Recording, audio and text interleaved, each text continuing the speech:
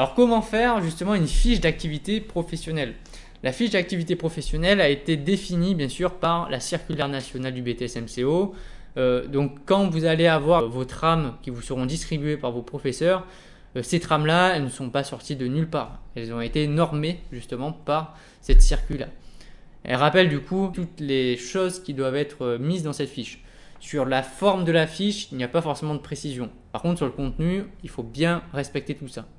Déjà, il va falloir faire une partie où vous allez mettre l'ensemble des compétences attendues pour ce dossier ad hoc et vous allez devoir cocher justement toutes les compétences qui sont mobilisées dans votre activité pour savoir quelle compétence est principalement évaluée sur la fiche d'activité que vous êtes en train de présenter. Il va falloir mettre la date et la durée de votre activité. Ça peut être quelques heures, une journée, une semaine, un mois, 2 mois. C'est libre, ça dépend du temps que vous avez mis.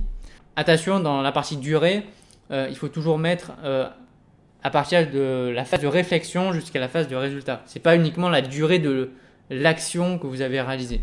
Après, le contexte professionnel, donc c'est-à-dire qu'est-ce qui vous a mené à faire cette fiche d'activité et quel était le contexte de l'entreprise au moment de la réaliser. Bien sûr, les objectifs poursuivis, la méthodologie utilisée, étape par étape, vous allez mettre.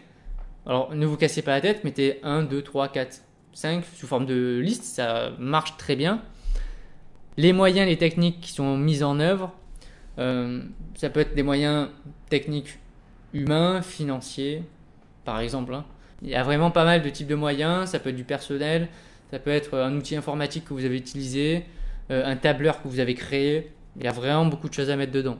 Et bien sûr, indispensable, les résultats obtenus avec des tableaux de bord pour présenter les résultats concrets que vous avez obtenus. Donc voici un exemple justement de fiche d'activité que j'ai réalisé, enfin un extrait seulement, donc qui reprend l'ensemble des critères qui ont été énoncés dans la circulaire qu'on a vu juste avant, et qui reprend bien sûr donc avec une partie en tête justement à ce niveau-là. Ensuite un contexte professionnel.